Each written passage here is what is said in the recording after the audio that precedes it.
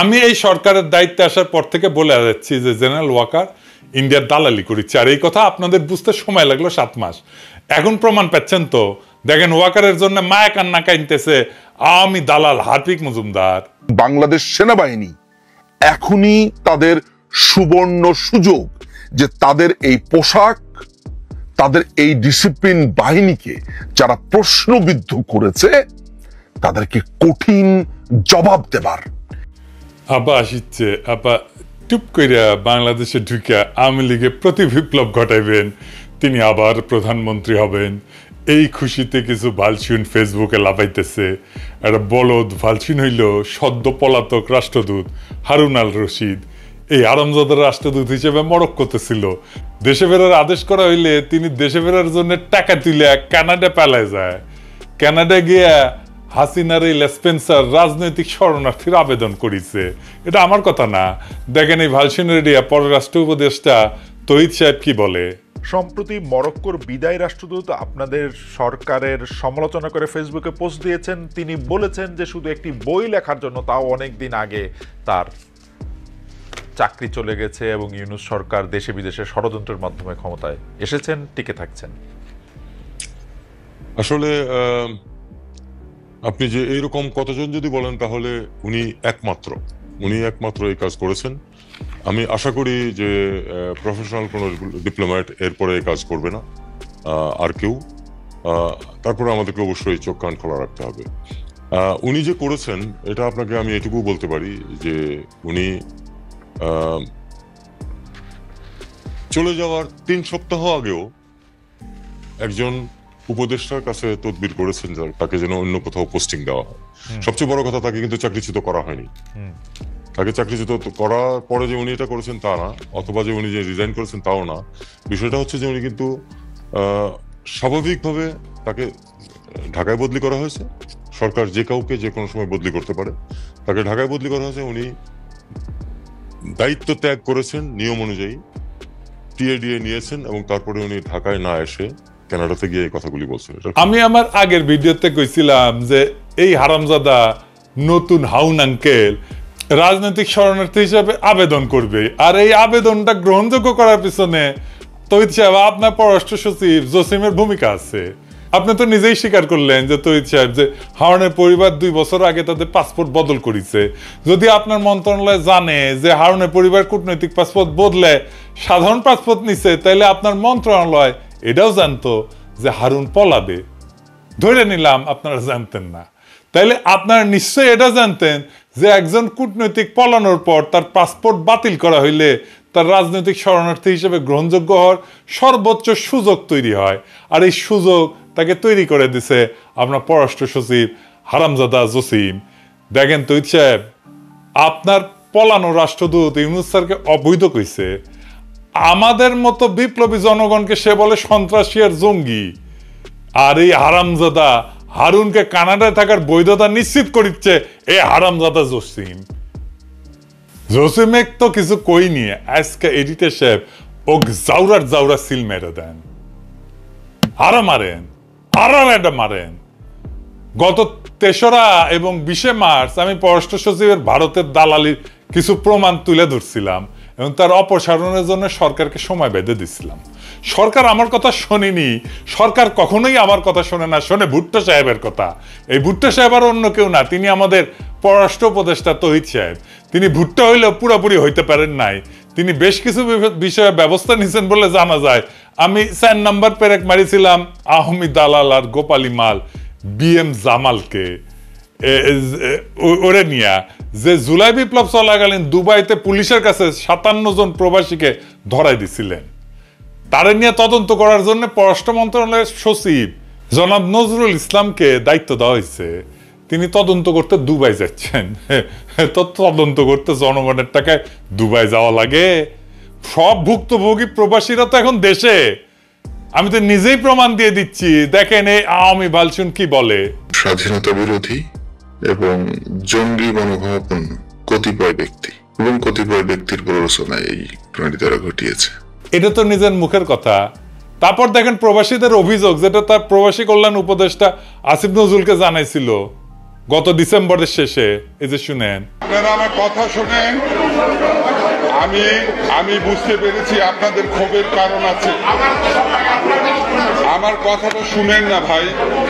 আপনারা আগামীকাল 3টার সময় আমার সাথে আপনারা 7 জনের প্রতিনিধি আসবেন। আগামীকাল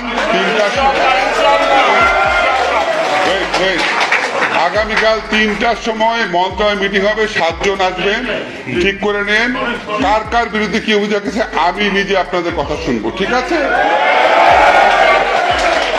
তারপর প্রবাসী কল্যাণ মন্ত্রণালয় থেকে চিঠি দেওয়া হয়েছিল। এই যে এটা এত কিছু প্রমাণ থাকার পরেও যদি আবার দুবাইতে অফিসার পাঠানো লাগে, তাহলে তো আর কিছু বলার থাকে না। মানে টাকা কি খোলাম কুচি, মানে বাংলাদেশের জনগণের ট্যাক্সের টাকা কি খোলাম কুচি? দুবাই যাবে, দুবাই যে বেড়ে আসবে। হ্যাঁ, আমরা অপেক্ষায় থাকলাম যে তদন্ত কমিটি কি প্রতিবেদন দেয়। আর একদিন লাগলো কেন জসিম সাহেব? একদিন ঘাপটি মেরে বসেছিলেন জামালকে বাঁচানোর জন্য। বলছিলাম না আপনি জামালকে আপনার মধ্যে হামদায় রাখছিলেন? আপনার স্বৈরাচারী নারীর ভিতর থেকে সব দালাল বাইর করে নিয়ে আসবো কথা দিছিলাম। মনে রাখতে বলছিলাম না যে আমি জাউরা নিধন কর্মসূচিতে এক্সপার্ট? আজকে আরো জসিমা তোর জাউরামি ধর্ম। আজ এই ভিডিওর পর এমন প্রমাণ দিব যার পর বাংলাদেশে কোনো শক্তি নাই, বিএনপি হোক, জামাত হোক, এনসিপি হোক, এমনকি উপদেষ্টা পরিষদ কেমনে রক্ষা করে জসিমকে তা আমি দেখতে চাই। কইছিলাম না লড়াই হবে জনগণ বনাম কায়েমি আমলার স্বৈরাচারের দালালদের। আজকের প্রমাণের পর জসিম মিয়া টাইম কলে শেষ, নাইলে এই সরকার তার গ্রহণযোগ্যতা আর নিরপেক্ষতা হারাবে। আর সেই সাথে সরকারের আদর্শ সম্পর্কে জনগণের কাছে যেই বার্তা পৌঁছাবে তা আশা করি কেউ কামনা করে না। উপদেষ্টা তৌহিদ হোসেন আজকের ভিডিও চুপ কইরা নোট খাতা নিয়ে নখ কইরা বৈশা বৈশা দেখেন আর মনে মনে আপনার সকল বুদ্ধি সাজান। জসিমের পাছায় লাথি মেরা খেদাবেন নাকি জনতার সামনে এসে দাঁড়াবেন, দেখি কতটা মরদ হইছেন আপনারা। চলেন আল্লাহর নামে শুরু করি। আমি গত 2 ভিডিও মোট 5টা পেরেক মারিছিলাম, তাই না?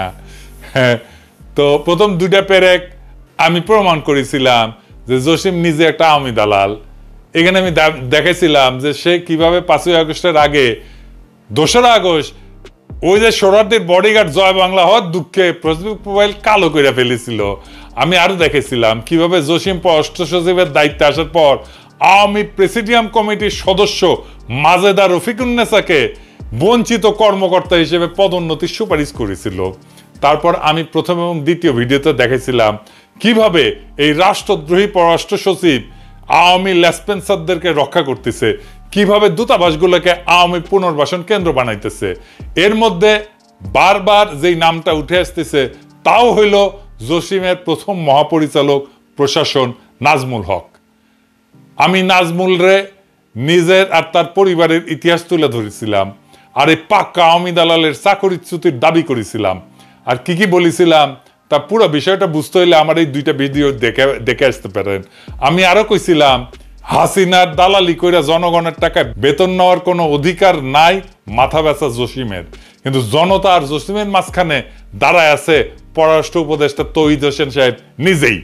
চলেন দেখি কেন, দেখেন শুনেন। একটি প্রশ্ন দর্শকরা অনেকবার করছেন, সেজন্য প্রশ্নটা করা। সেটা হচ্ছে যে পররাষ্ট্র সচিব, আপনার পররাষ্ট্র সচিব যিনি আছেন, বলা হচ্ছে যে তিনি আওয়ামী লীগের লোক বা অন্য কোনোভাবে, এই ব্যাপারটা আপনি আসলে শুনেছেন কিনা, দেখেছেন কিনা? পররাষ্ট্র সচিবের নিয়োগের ক্ষেত্রে আপনার কোনো পছন্দ ছিল কিনা, আছে কিনা? দেখুন, পররাষ্ট্র সচিবের নিয়োগে পররাষ্ট্র উপদেষ্টার কোনো পছন্দ থাকবে না, এটা তো হতে পারে না। এটা খুবই স্বাভাবিক। পররাষ্ট্র সচিব অবশ্যই আমি আমার পছন্দের ব্যক্তি বলেই এবং আমি তাকে যোগ্য বলে মনে করি বলেই তিনি এই পদে আসীন হয়েছেন। আর একটা কথা আমি আপনাকে বলি, যে কেউ যে কোনো অবস্থানে ঢুকলেই, এখন তো যেহেতু সোশ্যাল মিডিয়া খুব অ্যাক্টিভ, মুহূর্তের মধ্যে তার বিরুদ্ধে বিভিন্ন ধরনের বিষোদ্গার চলতে থাকে, কিছু সত্য কিছু মিথ্যা, কিছু এর মাঝামাঝি। তো আমাদেরকে এটা এভাবেই দেখতে হবে। হয়তো অন্য কাউকে পররাষ্ট্র সচিব হিসাবে দেখতে কারো ইচ্ছা ছিল, তিনি সন্তুষ্ট হননি, তিনি এটা বলতেই পারেন। তবে আমি এটুকু বলি যে উনি তার দায়িত্ব সঠিকভাবে পালন করছেন এবং উনি আওয়ামী লীগের লোক কোট অ্যান্ড কোট, এরকম কোনো প্রমাণ আমার কাছে নেই। আমাকে তৈরি সাহেবকে ধন্যবাদ, তিনি অবশেষে স্বীকার করেছেন যে তিনি তার পছন্দের ব্যক্তিকে পররাষ্ট্র সচিব নিয়োগ দিচ্ছেন, যেখানে বিপ্লবের পর আপনার উচিত ছিল সবচেয়ে যোগ্য ব্যক্তিকে পররাষ্ট্র সচিব হিসেবে নিয়োগ দেওয়া, সেখানে আপনি যে ব্যক্তিকে পছন্দ তারই আপনি নিয়োগ দিচ্ছেন, যা আপনার নৈতিকতাকে প্রশ্নবিদ্ধ করছে যথেষ্ট। আপনি তো শপথ নিয়েছিলেন অনুরাগ বা বিরাগের বশবর্তী হইয়া কোনো সিদ্ধান্ত নেবেন না। পছন্দ মানে তো অনুরাগ, এটা বুঝেন। কোনো অবজেক্টিভ ক্রাইটেরিয়া তো আপনি তাকে নিয়োগ দেন নাই।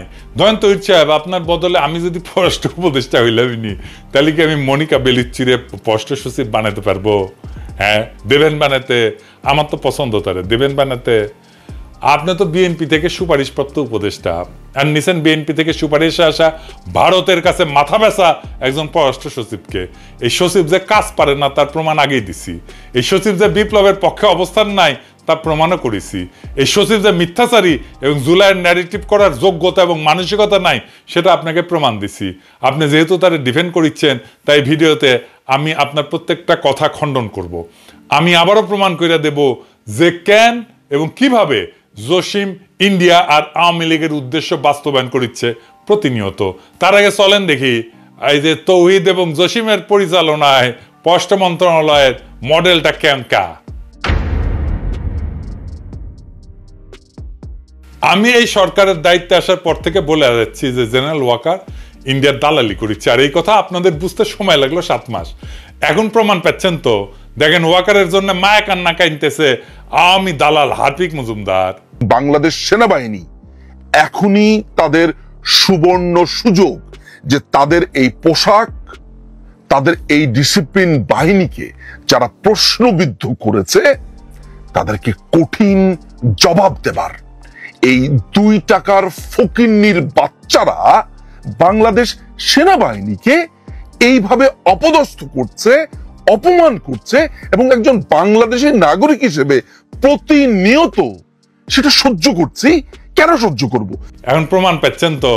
যখন দেখেন ওয়াকার বলে যে আওয়ামী লীগ ছাড়া ইনক্লুসিভ নির্বাচন সম্ভব না, ওয়াকার, তৌহিদ আর জসিম একই ভারতের সাজানো দাবার বোর্ডের 2টা ঘোড়া, যাদের লক্ষ্য হইলেও সময় এবং সুযোগ মতো রাজা এবং মন্ত্রীকে ঘায়েল করা। আজকে মেটাফরিক কোনো কথায় যাওয়ার একদম ইচ্ছা নাই, কিন্তু ওয়াকার, তৌহিদ আর জসিম যে এক নীতি দিয়ে চলতেছে তা হইল ভারতের south block model. South block জিনিসটা কি আসেন সেটা বুঝে দেখি। আপনি মাঝে মাঝে শুনবেন সাউথ ব্লক কথাটা। ইন্ডিয়া তার রাষ্ট্র পরিচালনার জন্য কেন্দ্রীয় সরকারের অধীনে থাকা মূল মন্ত্রণালয়গুলোকে 2টা ব্লকে ভাগ করে। নর্থ ব্লক, এই নর্থ ব্লকে থাকে হচ্ছে অর্থ মন্ত্রণালয়, মন্ত্রী পরিষদ, যারা মূলত দেশের আভ্যন্তরীণ বিষয় নিয়ে কাজ করে।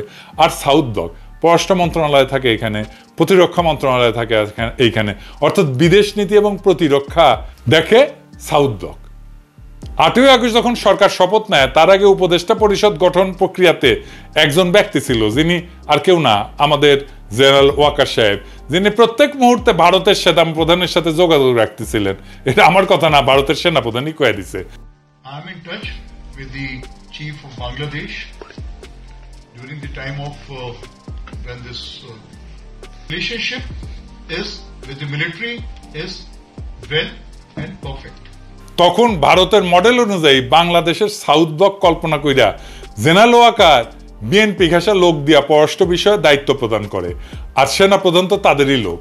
তৌহিদ সাহেব হইলেন পররাষ্ট্র উপদেষ্টা, আর তিনি বেছে নিলেন পছন্দের মানুষ দেশদ্রোহী জসিমকে, যিনি কূটনীতির পরিপূর্ণ জ্ঞান রাখেন না, বলদ পররাষ্ট্র সচিব, এবং তারে দিয়া ভারতের দালালি বাস্তবায়ন করানো সম্ভব। দেখেন না, যখন ওয়াকার এবং সেনাবাহিনী সকল শিষ্টাচার ভঙ্গ কইরা পররাষ্ট্র মন্ত্রণালয়কে অবজ্ঞা কইরা জাতিসংঘের প্রতিবেদনকে চ্যালেঞ্জ করে, তখন আপনারা পররাষ্ট্র মন্ত্রণালয় থেকে কিছুই বলেন নাই কেন? কারণ সাউথ ব্লক মডেল, যার অধীনে আপনারা আওয়ামী লীগের পুনর্বাসনের কাজ করে যাচ্ছেন। কিন্তু জসিম তো ধরা খাইয়া গেছে, তৌহিদ সাহেব আপনিও ধরা খাইতেছেন। আপনার সাউথ ব্লক মডেল ফেল। আপনারা সবাই মিলে দেশের ভাবমূর্তি বিনষ্টে যে মেটিকুলাস প্ল্যান নিয়ে আগাইতেছেন, তা কলে পররাষ্ট্র মন্ত্রণালয়ের পিছন দিয়ে হান্দায় দেব। আমি পিনাকি যথেষ্ট এক কাজে। ভারতকে বলেন নতুন প্ল্যান দিতে।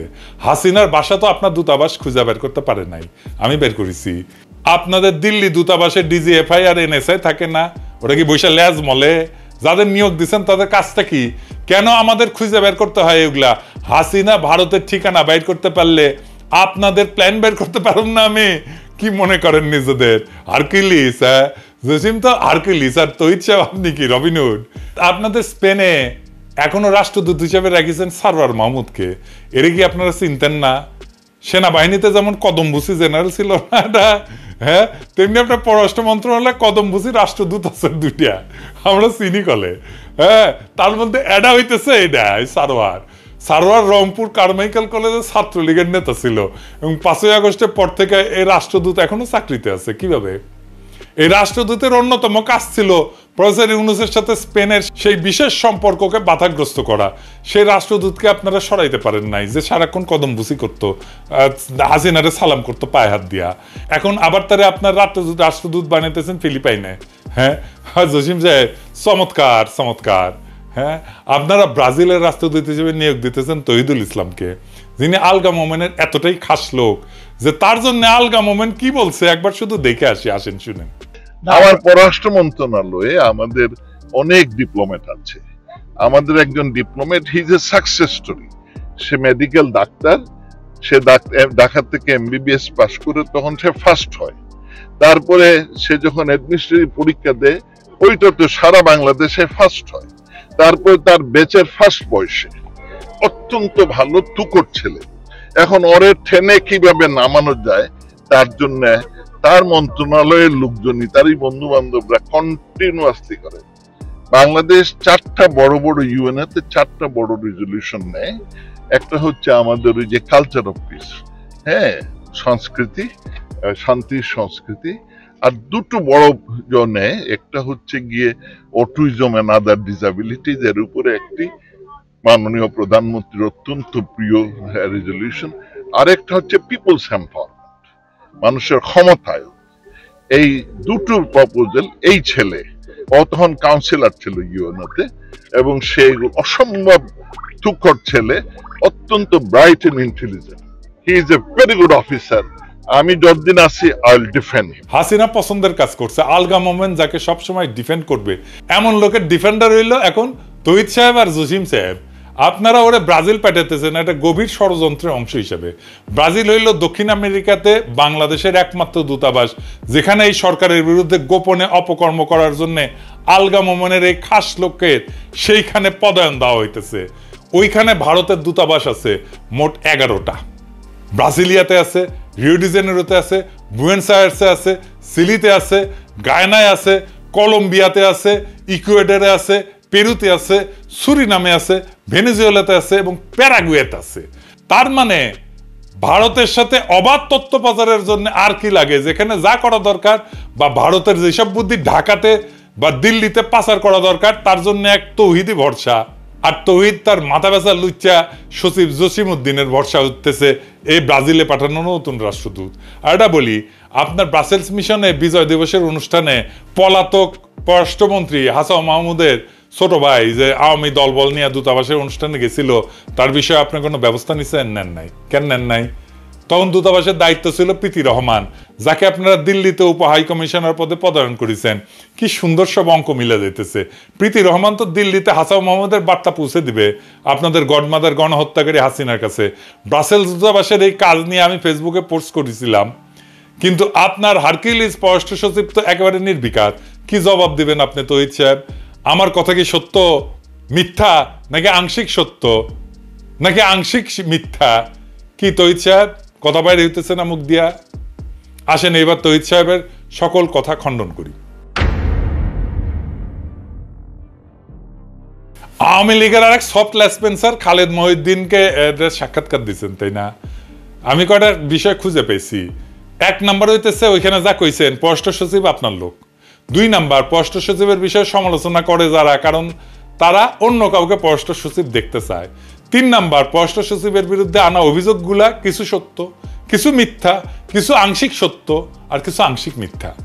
4 নাম্বার, পররাষ্ট্র সচিব ভালো কাজ করছে এবং আপনি তার আওয়ামী সংশ্লিষ্টতার কোনো প্রমাণ পান নাই। চলেন আপনার প্রমাণ দিয়ে আগে শুরু করি। আপনার মন্ত্রণালয়ের ওয়েবসাইট দেখে আসি। চলেন আজকে স্ক্রিনশট দেখাবো না, এইটা সাহেব আপনি একদম লাইভ দেখান ওয়েবসাইটটা, ব্রাউজ করব আর আপনাকে প্রমাণ দিব। একটা মজার কথা বলি তো সাহেব, টেনশন কমবে। ওয়েবসাইট দেখে আমি ভাবিছিলাম যে কোন ওয়েবসাইট ব্যবস্থাপনার দায়িত্ব দিলে এমন কাজ করতে পারে, তাও দেখলাম যে আপনি তো আইসিটি বিভাগ দেখার দায়িত্ব দিচ্ছেন হাসিনার সেরা স্পেন্সার নাজমুলকে। এই নাজমুলকে চাকরিচ্যুত করার জন্য আমি কতবার আপনারে কইলাম, কিন্তু না, আপনাদের তো ভারতের দালাল লাগবে, তাই না? তো চলেন দেখি তো এই জসিমের স্বৈরাচারী পুনর্বাসন কর্মসূচির মূল কারিগর গত 7 মাস ধরে ওয়েবসাইটে আমাদের জন্য কি ঝুলায় রেখেছে। হ্যাঁ, আর এই যে মুনতাসির, দেখেন এই মুনতাসির হইতেছে ভারতের গণস্বাস্থ্য বিষয়ক পরামর্শক প্রতিষ্ঠানে গ্লোবাল উপদেষ্টা হিসেবে কাজ করিচ্ছে। মুনতাসির, তুমি এটা করবে পারো। এই প্রতিষ্ঠানের জন্ম হয় 2014 সালে, যখন মুনতাসির নয়াদিল্লিতে পদায়িত ছিল। এই মুনতাসির, তুমি তো ব্যবসা প্রশাসনের ছাত্র, গবেষণা করিছো আন্তঃসীমান্ত বাণিজ্য নিয়ে, গণস্বাস্থ্য নিয়ে। তোমার পরামর্শক প্রতিষ্ঠানে তোমার কাজ কি?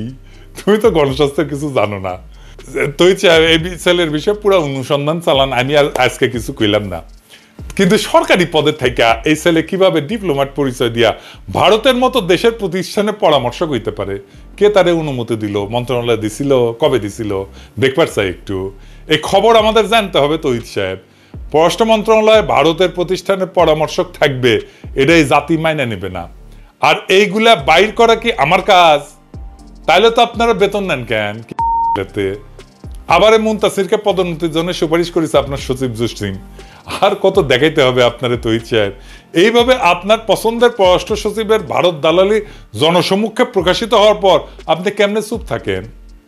চলেন এবার আপনারে এই যে আইসিটি নাজমুলের আইসিটি কার্যক্রম দেখাই। এই জিনিস দেখার পর আপনি কিভাবে নিষ্ক্রিয় থাকবেন তা জাতি জানতে চায়। পররাষ্ট্র মন্ত্রণালয়ের ওয়েবসাইটে গেলে সবার উপরে পাবেন অ্যাবাউট আস, মানে আমাদের সম্পর্কে কথা। সেখানে ঢুকলে আপনারা দেবেন কান্ট্রি প্রোফাইল। এইটা সাহেব উঠে আসেন, এনা দেখি, অর্থাৎ বাংলাদেশের পরিস্থিতি। চলেন দেখি সেখানে কি লেখা আছে। ইংরেজিতে লিখেছে, ইংরেজি যেহেতু লিখেছে তাহলে ঠিকই লিখেছে।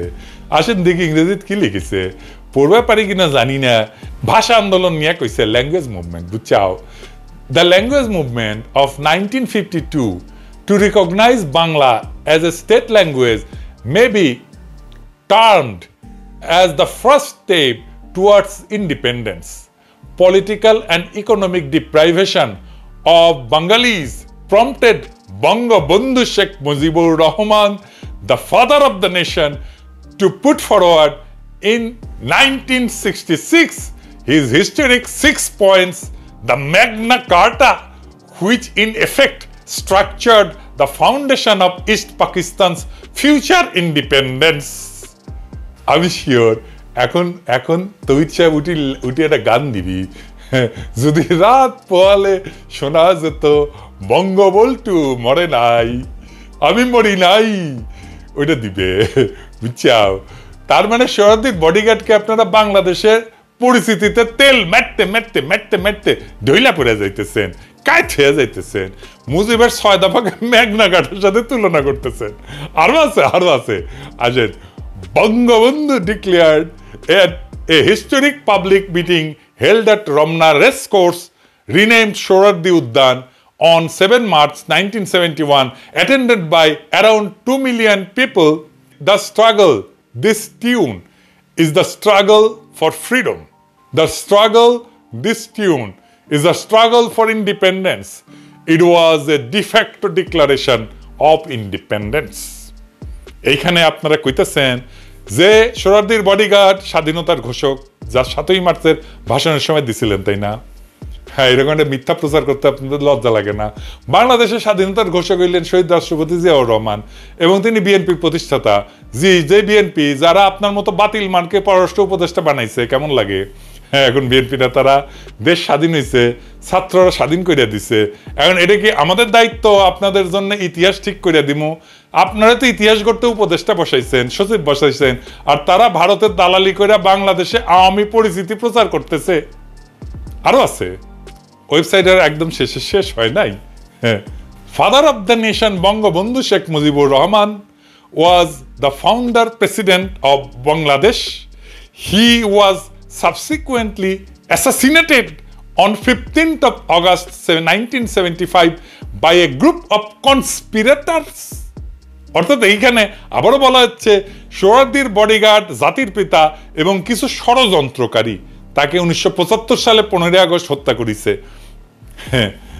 কি আর কমু, আওয়ামী বয়ানের ইতিহাস এখনো ফেরি করিচ্ছে বিএনপির মনোনীত উপদেষ্টা, বিএনপির মনোনীত সচিব তৌহিদ সাহেব।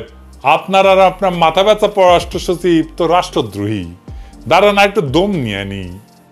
আপনাদের এই লেসপেন্সারি দালালি দেখার জন্য 5ই আগস্ট হয়েছিল। আপনারা যে ভারতের কাছে দেশ বেচবেন এজন্য ছাত্রর পান দিছিল। পুরা দেশ চিনে রাখেন জুলাই বিপ্লবের বিপক্ষের শক্তি কারা। পুরা দেশ দেখুক যে জনগণের সামনে আওয়ামী সন্ত্রাস আর গণহত্যাকে ফিরে আনতে কারা কাজ করতেছে। জসিম কইছিল না যে সে ন্যারেটিভ তৈরিতে সফল হয়েছে, জসিমের সফলতার ন্যারেটিভ দেখায় দিলাম। এই তোর সফলতারে হারাম জাদা। হ্যাঁ, এই ওয়েবসাইট হইল বাংলাদেশকে চেনার, বাংলাদেশ সম্পর্কে জানার মূল ওয়েবসাইট। আমরা যখন কোনো দেশ সম্পর্কে জানতে চাই তখন সবচেয়ে নির্ভরযোগ্য তথ্যের জন্য পেশাজীবীরা সেই দেশের পররাষ্ট্র মন্ত্রণালয়ের ওয়েবসাইট দেখে। আমরা যতই ব্যবসা বাণিজ্য, জাতিসংঘ রিপোর্ট, আন্তর্জাতিক অপরাধ ট্রাইব্যুনাল, স্বৈরাচারের বিচারে এই কথাগুলো বলি না কেন, যখন এই বিষয়গুলো বিদেশিরা বিবেচনা করে তখন তারা সরকারের ওয়েবসাইটে থাকা ন্যারেটিভগুলো দেখে। আওয়ামী লীগ কিভাবে নিষিদ্ধ হবে? যদি পররাষ্ট্র মন্ত্রণালয়ের ওয়েবসাইটে বাংলাদেশ পরিচিতি অংশে ফ্যাসিস্ট আওয়ামী লীগের নাম 3 বার উচ্চারিত হয় আর ফ্যাসিস্টের স্লোগান জয় বাংলা লেখা থাকে, এইগুলা হইল আওয়ামী লীগকে নিষিদ্ধের প্রক্রিয়াকে বাধাগ্রস্ত করা আর ফ্যাসিবাদী শাসন কায়েম করার কৌশলী পদক্ষেপ, যা তৌহিদ সাহেব, জসিম সাহেব এই গং মিলে বাস্তবায়ন করিচ্ছে। কি মির্জা ফখরুল সাহেব, তৌহিদ সাহেব আর জসিম সাহেবকে আপনারা সরাবেন নাকি আমাদের কিছু করা লাগবে? নাকি স্বাধীনতার এই ইতিহাস আপনাদের কাছে এখন গ্রহণযোগ্য? আপনাদের সামনে এখন অগ্নি পরীক্ষা, জনগণ দেখতেছে। ফখরুল সাহেব, জনাব তারেক রহমান, আপনার বিএনপির রিকমেন্ডেশন দেখেন। আপনারা যদি জসিমকে আর তৌহিদের আসরান তাহলে আমরা বুঝে নেব যে আপনাদের কাছে বাংলাদেশের আসল ইতিহাস কি। জিয়াউর রহমান ব্যতিরকে বাংলাদেশের স্বাধীনতার যে ইতিহাস তৌহিদ সাহেব, জসিম সাহেব বাংলাদেশের পরিস্থিতি হিসাবে তুলে ধরছে গত 7 মাস ধরে, তো আপনারা মেনে নিছেন, তাই না? মেনে নিলে কথা নাই, কারণ ক্ষমতার মাখনে আদর্শ পিছলানো কোনো নতুন কিছু না। না হলে আপনাদের প্রতিবাদ দেখতে চাই, অন্যথায় আমরাও ভেবে নিব যে বিএনপি এখন আওয়ামী লীগের মুখ্য পুনর্বাসন কর্মকর্তা হিসেবে। আপনারা নির্বাচনের পর ক্ষমতা আসলে এই ইতিহাস আমরা বদলাইতে দেব না, এরকমই থাকবে। এই তো গেল বিএনপির কথা। এবার জুলাই আন্দোলনের অগ্রসৈনিকদের দৃষ্টি আকর্ষণ করছি। তোমরা দেখো যে আবু সাইদের রক্তের ইতিহাস আজ তৌহিদ, জসিম, নাজমুলদের স্বৈরাচারী গ্রাসে পর্যদুস্ত। তোমরা দেখো মুগ্ধর আত্মত্যাগ এখন তৌহিদ, জসিম, নাজমুলদের খুনি হাসিনাকে ফিরে আনার প্রতি বিপ্লব। তোমরা দেখো তোমাদের গড়া ইতিহাস নিয়ে তোমাদের কান্দে চইরা ক্ষমতায় বসা কিছু আওয়ামী দালাল তাদের ভবিষ্যৎ নিশ্চিতের শকুনি হাসি দিচ্ছে। তোমরা দেখো তোমাদের আর নতুন বাংলাদেশের মাঝে বসিয়া ভারতের দালালি করা কিছু হায়না কিভাবে দেশকে উপস্থাপন করতেছে।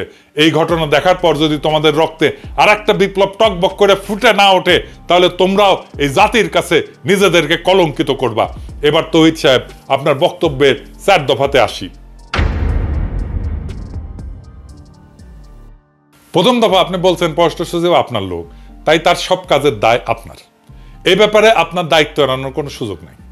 দ্বিতীয় দফা, আপনি বলছেন যে পররাষ্ট্র সচিবের বিষয়ে সমালোচনা আছে, কারণ যারা সমালোচনা করছে তারা অন্য কাউকে পররাষ্ট্র সচিব দেখতে চায়। হ্যাঁ চাই, কোনো সমস্যা? এরকম ভারতের দালাল আর বিপ্লবের সাথে বেইমানি করা পররাষ্ট্র সচিবকে কে রাখতে চায়? আপনি ছাড়া।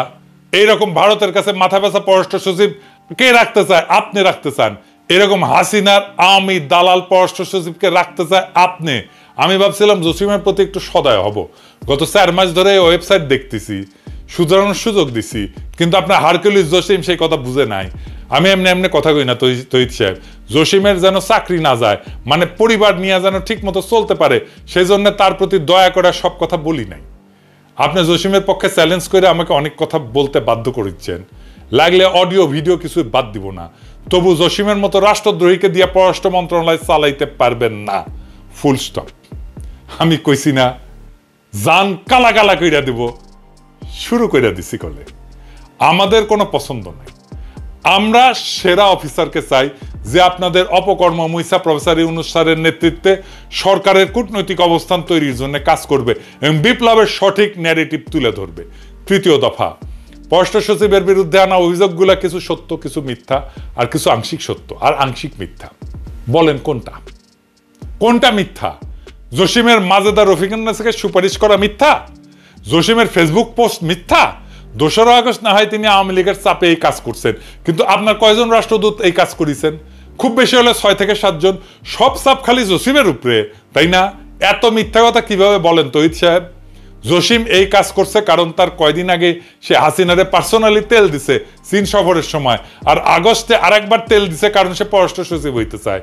কিন্তু 5ই আগস্ট গদি উল্টানোর পর তিনি ভোল পাল্টাইতেছেন।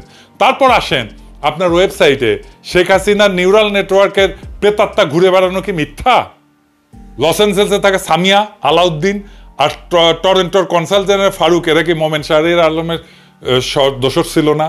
ফ্লোরিডার কনসাল জেনারেল সোহেলি কি জুলাই বিপ্লবের সময় পররাষ্ট্র মন্ত্রণালয়ের মুখপাত্র ছিল না? ছাত্রদের বিপক্ষে সে কি কথা বলে নাই? হাসিনার সহকারী প্রেস সচিব সারোয়ার আলম সরকারের পরিচালক পদে পদায়ন এবং পদোন্নতি কি মিথ্যা? নাজমুলের আওয়ামী যোগাযোগ কি মিথ্যা? বিএম জামালের রাসপেন্সারি কি মিথ্যা? কদমবুসি রাষ্ট্রদূত সারোয়ার মাহমুদের 7 মাস পদে থাকা কি মিথ্যা? আপনার ওয়েবসাইটে বাংলাদেশের ইতিহাসে প্রহসনমূলক উপস্থাপন কি মিথ্যা? বলেন তহিদ সাহেব। চতুর্থ দফা, আর প্রমাণ করার কিছু নাই। ওয়েবসাইট দেখাই আমি শেষ প্রমাণ দিলাম যে আপনার পররাষ্ট্র সচিব আওয়ামী দালাল। এইবার কি আপনি তারা ডিফেন্ড করবেন? করেন সাহস থাকলে। পুরো দেশ আর দেশের জনগণ দেখবে তখন পররাষ্ট্র মন্ত্রণালয় তার সর্বোচ্চ নেতৃত্ব আওয়ামী লীগের দালালি করতেছে। তখন আমরা মানে জনগণ এবং রাষ্ট্রের সাংবিধানিক মালিক এই মর্মে সিদ্ধান্ত নিব যে আমাদের টাকায় পররাষ্ট্র মন্ত্রণালয়ের কোনো বরাদ্দ হবে না। হাসিনার দালালি করলে ভারত থেকে টাকা আইনা করেন তহিদ সাহেব।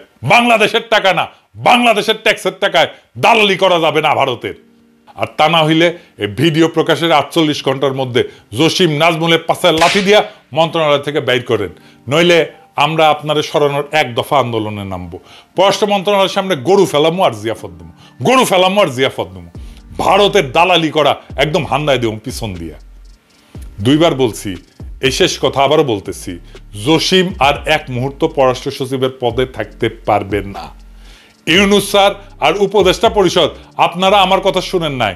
আপনারা জসিমরে পররাষ্ট্র সচিব রাখছেন এই বাটপার আপনাদের চোখের সামনে বৈশা তার মন্ত্রণালয়ের ওয়েবসাইটে আওয়ামী দালালির প্রমাণ রেখা ঘুরে বেড়াতেছে, আর আপনারা জসিমরে নিয়ে উপদেষ্টা পরিষদের মিটিং করেন।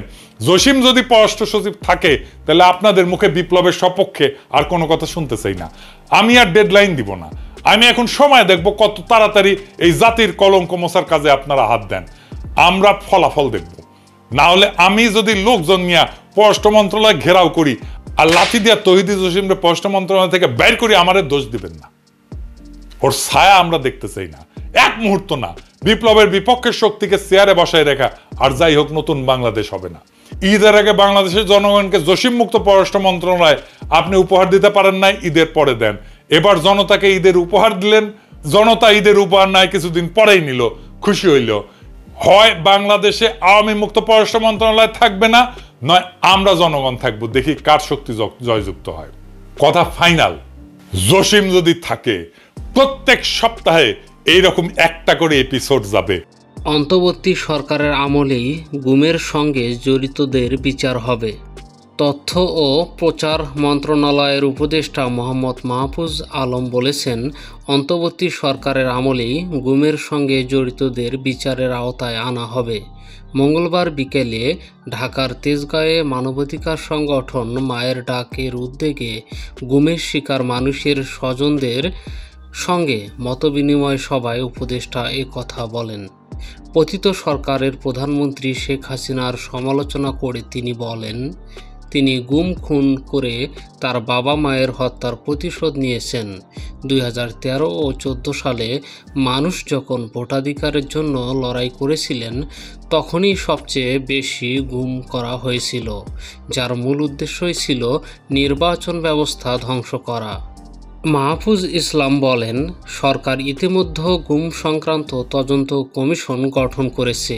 এই কমিশনের প্রস্তাবনা অনুযায়ী গুমের সঙ্গে জড়িতদের অনেকেরই বিরুদ্ধে গ্রেপ্তারি পরোয়ানা জারি করা হয়েছে, অনেকের বিরুদ্ধে তদন্ত চলমান। বিগত সরকারের সমালোচনা করে তিনি বলেন, যারা রাজনৈতিকভাবে আওয়ামী লীগ সরকারের বিরোধিতা করেছেন তাদের সন্ত্রাসী ও জঙ্গি ট্যাগ দিয়ে গুম করা হয়েছে এবং তাদের স্বজনদের আতঙ্কগ্রস্ত করা হয়েছে। গুমের কাজে রাষ্ট্রীয় বিভিন্ন প্রতিষ্ঠানকেও ব্যবহার করা হয়েছিল। উপদেষ্টা বলেন, শেখ হাসিনা এখনও ভারতে বসে দেশের বিরুদ্ধে ষড়যন্ত্র করছেন, যা খুবই দুঃখজনক।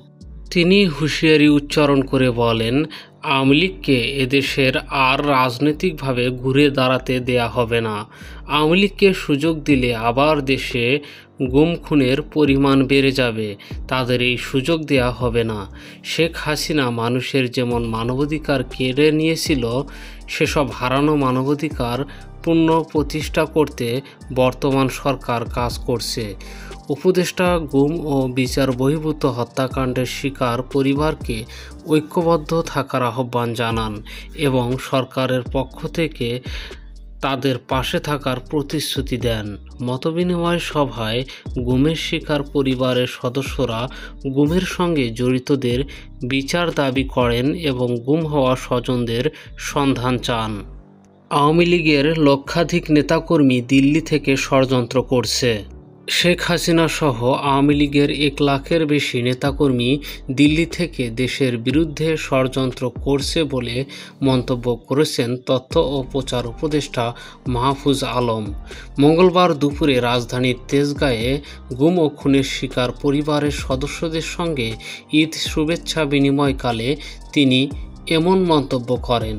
মাহফুজ আলম বলেন, বিগত সরকারের সময় গুম খুন রাজনৈতিক সিদ্ধান্তে হয়েছিল। এগুলো করার জন্য বিশেষ টিম ছিল, পুলিশ র্যাব সহ সবাইকে গুমের আদেশ দেয়া ছিল।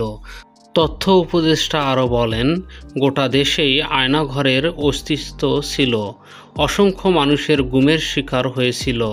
বিরোধী মতের অনেক মানুষকে গুম করে ভারতের জেলে পাচার করা হতো। মাহফুজ বলেন, গুমের সঠিক কোনো হিসাব নেই, তবে পররাষ্ট্র মন্ত্রণালয়ের সহায়তায় তালিকা করা হচ্ছে। বিএনপি জামাত সহ বিভিন্ন মতাদর্শের সবাই শেখ হাসিনার ভিকটিম ছিল। আওয়ামী লীগ নেতাকর্মীরা ভারতে অবস্থান করেছে উল্লেখ করে তিনি বলেন, শেখ হাসিনা এখনও ভারতে বসে চক্রান্ত করছে। আওয়ামী লীগ দল ছিল না, তারা ছিল মাফিয়া। তাদেরকে কোনোদিন রাজনৈতিকভাবে ঘুরে দাঁড়াতে দেয়া হবে না।